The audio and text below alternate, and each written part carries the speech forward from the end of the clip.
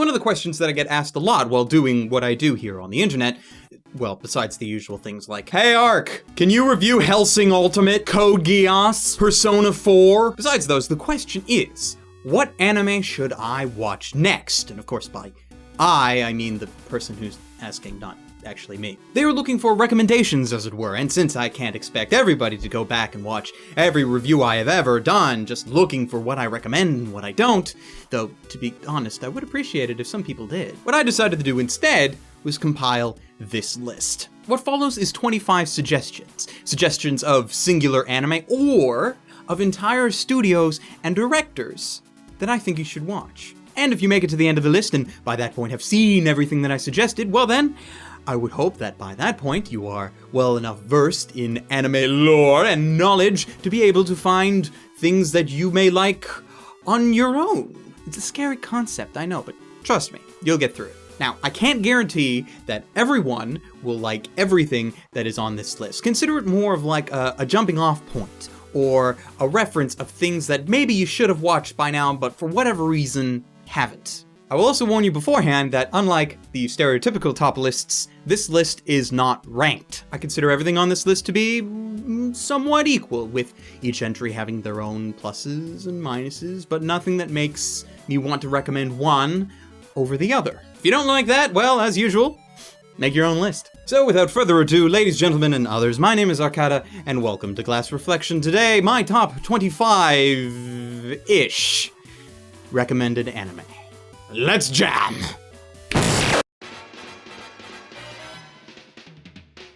Cowboy Bebop. I figured that I would start off this list with a bang! See what I did there? In the past, I have referred to Bebop as one of the 5 anime that you should watch before you die, the other 4 being, well, what's coming up next. And also in the past, I've said about Bebop, and this is actually a direct quote from my review actually, that Cowboy Bebop is an absolute classic and a defining example to what anime is and what it is capable of. There is something in this anime for everyone to enjoy, and I have yet to meet someone who hasn't found something from it. It is my belief that the only people who don't like Bebop are the people who have never watched Bebop, or are the kind of people who dislike popular things just because everyone else says that they're awesome. And if you are still unconvinced by my kind words and these, quite frankly, awesome visuals, just watch episode 5. You can skip 1 through 4, just watch episode 5, Ballad of Fallen Angels, and then decide. Trigun. This is another old anime classic that just so happens to be more popular in the West than in Japan, which is rather saddening, actually. Following the story of a man with a $60 billion double-dollar bounty on his head, not that that's actually real currency, but, you know, go with it, Vash the Stampede has a variety of cool and badass adventures on a distant planet that is similar to the old Wild West. And I would expand more on that, but, you know, that would be spoiling the secret. Really, the first half of episode 1 is more than enough to tell you whether or not you will enjoy this series or not, and I hope that you would at least watch that much, as personally, the first episode of Trigun is one of my favorite first episodes for, well, any anime ever, and I don't say that lightly. Go check it out on Funimation's website if you can, and hopefully you will enjoy. Neon Genesis Evangelion. The original series, not the rebuilds. Not that those aren't great, but yeah, the original series. I mention Evangelion for 2 reasons. One, when talking about anime from the 90s, this is one that will always come up, mainly because of how controversial it is with its fans. You either love it, or you hate it. It follows the story of a young boy named Shinji who pilots a giant robot with hopes to save the world, you know, when he's not being a complete wuss and running away. But more than that, Evangelion is a classic mech anime series that you should watch for no other reason than to just say that you have. It's like a big black mark on your credibility as an anime fan to have not watched this, even if you don't fully understand or enjoy it. And also, getting back to my small side comment, avoid watching the rebuild films until you've seen the series, as you will more than likely not want to watch the original show after seeing the movies, which would be a real shame. Speaking of shows that you should watch the original to, here comes the next one. Humankind cannot gain anything without first giving something in return. To obtain, something of equal value must be lost. That is alchemy's first law of equivalent exchange. In those days, we really believed that to be the world's one and only truth. Full Metal Alchemist, circa 2004. I'm sure that no one will argue that Fullmetal Alchemist should be on this list, as the adventures of Edward and Alphonse Elric should be viewed by all. However, I will have people asking why I recommend the original series over the arguably superior reboot, Fullmetal Alchemist Brotherhood. And the answer is simple. If you watch the original, you can still watch Brotherhood afterwards. The reverse, however, is less likely to be true, depending on how much you can stomach watching the same story over again, just animated slightly differently. If you watch the original first, you get more anime overall, which should be a good thing, actually. And besides, the original has several things that Brotherhood does not, so it's good to see it all if you can. I know not everybody will agree with me on this, but hey, it's my list. I do what I want. Akira. Akira is on this list not particularly because of how good the film itself is, and comparatively speaking, for the time, it's a damn good film. But it's here more so because of its effect on the Western anime market as a whole, being one of the first largely popularized anime films in the West, and one could pose a very valid argument that it's because of Akira that anime is as popular as it is now. Whether or not that argument is true, who can say, but it does have some merit. So you should check it out. And it's only a film too, so it's not like it's very long. Just don't watch it while under the influence of anything. Not that you should watch any anime under the influence, but this one in particular yeah, don't do that. Anything by Studio Ghibli. Honestly, this one should go down without saying, and more than likely you have already seen some Ghibli films on your own. But no recommendation list for anime could be complete without at least mentioning this studio giant. It doesn't really matter what film you see, Nausicaa, Laputa, Mononoke, Grave of Fireflies, hell, even the new works like Poppy Hill. Ghibli hasn't gone downhill just yet, and hopefully, even as the great Hayao Miyazaki himself gets older, they never will. Full Metal Panic. Full Metal Panic to me is one of the best examples of everything that encompasses what we know and love about anime. It has a semi-serious plot, mechs, tsundere girls with abnormal hair color, and more comedic hilarity than you can shake a stick at. It's great as something to watch with friends, or to fill in time, or just to have an enjoyable afternoon. It's nothing thought-provoking or intriguing, but as a piece of entertainment, it does its job, and is, pretty to look at to boot. Well, for the most part. Ghost in the Shell. This series stands as one of my favorite anime franchises, mainly because of my undying love for sci-fi, as well as great storytelling. The original film, along with the aforementioned Akira, brought about some of the first anime fans in the West. Then there was the introduction of the TV series, Standalone Complex, which, hell, still looks like it could be airing right now, even though it's like 10 years old. So it's just full of awesome sauce right there. Seriously, go watch, all of it. Really, all of it. Go. Baccano. Baccano stands as one of the best series from 2007, and that's a lot considering how great of a year for anime 2007 actually was. Taking place in 1920s America, Baccano's splintered plot lines told an interesting tale of gangsters, immortals, and a train called the Flying Pussyfoots. No, I did not make that up. The series is fairly short, only 16 episodes, which is a bit of an odd episode length, but, whatever. And all of it is great, so you should watch it at your earliest convenience. Anything by Mamoru Hosoda. This is a little less daunting than the entire Ghibli catalog, I must admit, as Hosoda has only completed 4 major films. The Girl Who Leapt Through Time, Summer Wars, Wolf Children, and of course, the original classic Digimon the Movie, Our War Game. Hosoda's films fall into the category of those feel-good family films that are great regardless of your age. There may be some questionable content in them from, time to time, but overall, there's nothing really to worry about. Pick up one as soon as you can, seriously, because, you might not be able to find The Girl Who Leapt Through Time for much longer. Mushishi. A much more artistic entry than anything else, I will admit, but Mushishi bears mentioning for just how simplistic yet beautiful it is. And I don't mean beautiful just in its art style or its music, though granted, both are rather superb.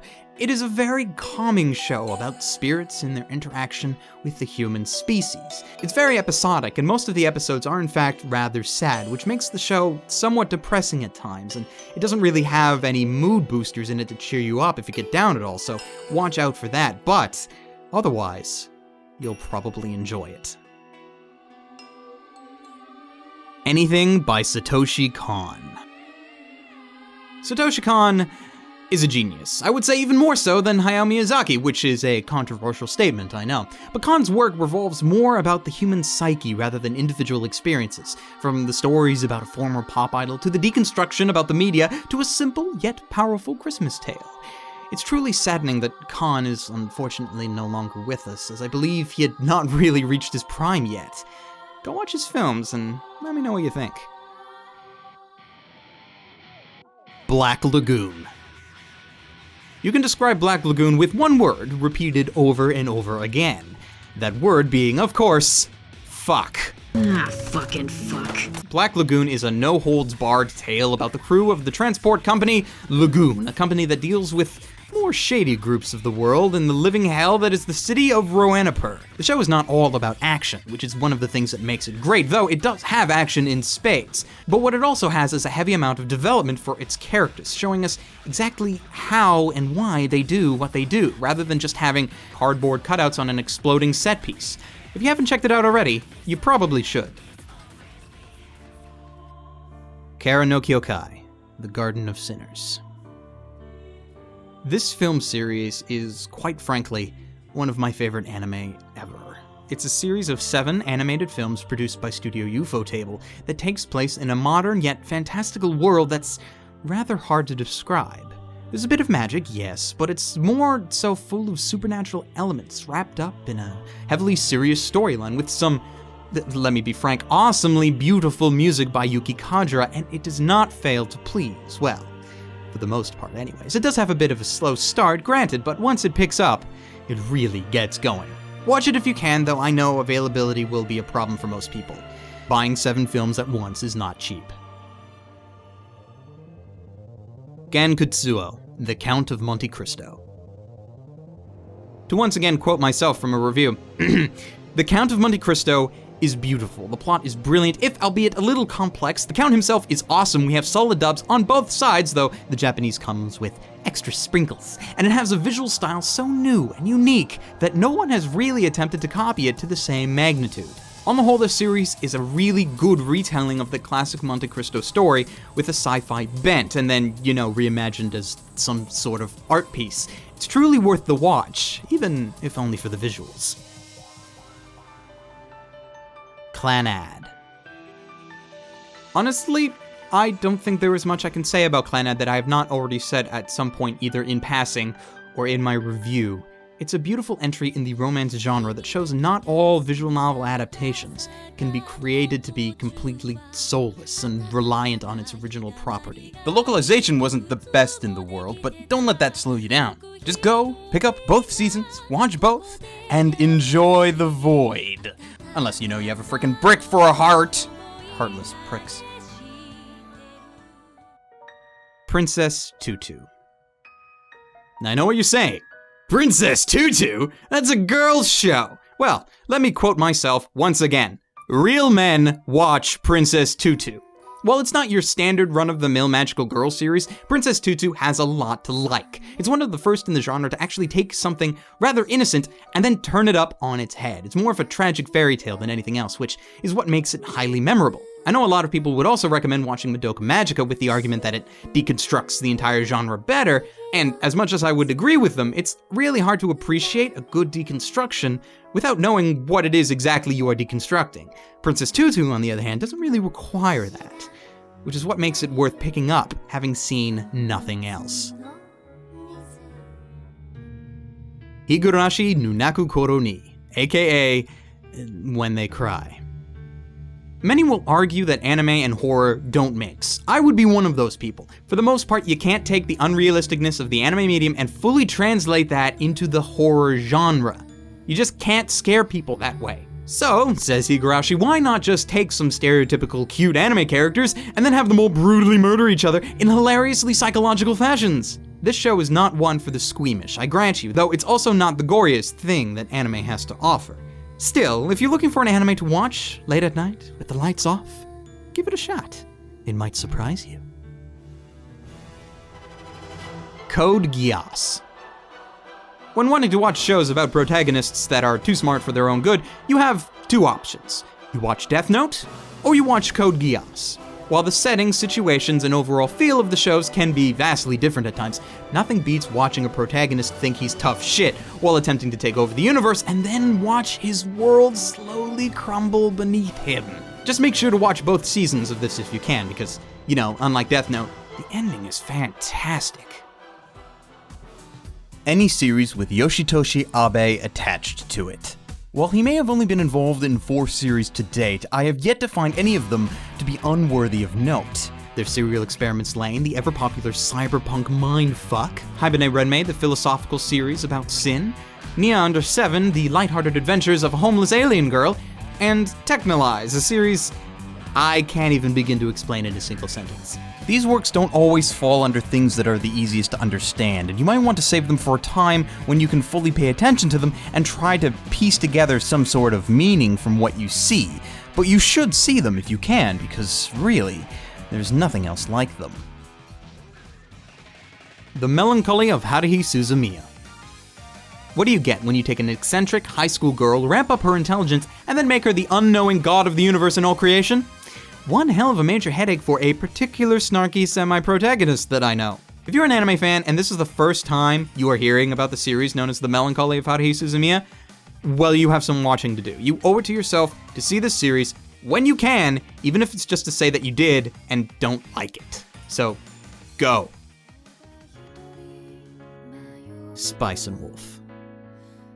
If you happen to hear about this series a few years back and wrote it off as nothing but furry fan service starring a naked wolf girl, well, shame on you. Seriously, because it's not like that. If anything, it's actually something completely different, with more of a focus on medieval economics rather than just fan service. And also, the wolf girl in question, Holo, is, in this reviewer's humble opinion, one of the best female characters in any anime to date, or at least one of the most entertaining to watch. Stupid potato! Steins Gate. As a rather large fan of science fiction literature, having a story about time travel that does not conform to the usual DeLorean and or TARDIS methods of doing so is rather refreshing, but to have it come from an anime is simply astonishing. Steins Gate not only adds its own spin on time travel fiction, but also spices things up with real-world conspiracies that actually exist, bringing the story to a more realistic level than one would think. Plus, its opening is like one of the best in existence, at least, again, that's what I think. Anohana. I said during my review of this show that I was not completely sure about just how much I enjoyed this series, and that I would need some time to think about it. Well, thinking has been done, and I can fully recommend this series without qualms or hesitation. If you already made it through Clanad and Clanad After Story and are looking for something that might make you bawl your eyes out, look no further. Anohana will get the job done. Soul Eater. I recommend Soul Eater because it happens to be my favorite shonen series ever. Some may question why I don't put a more popular series in here instead, like maybe One Piece, Bleach, Naruto, Fairy Tail, or something like Attack on Titan, but I feel that those shows in particular, because of their massive amounts of popularity, will have you watching them anyways, regardless of if I recommend them or not. Soul Eater has brilliant character development, solid animation, and one of the best villains in anime, on top of which it is complete, with only 51 episodes instead of like several hundred, which means it cuts a lot of the fatty filler that most shonen are known for and instead just gives you plain awesome. Plus, the opening is killer. And with that, I conclude this list. Be on the lookout for updates in the coming months as new anime come out, and I find older anime that probably should have been on this list to begin with, but maybe I haven't seen it, maybe other things I thought were better, who knows? I would like to continue this list, I just don't know when, and I don't know how big it's gonna get. Maybe it's gonna get really big, who knows? But until then, ladies, gentlemen, and others, stay frosty.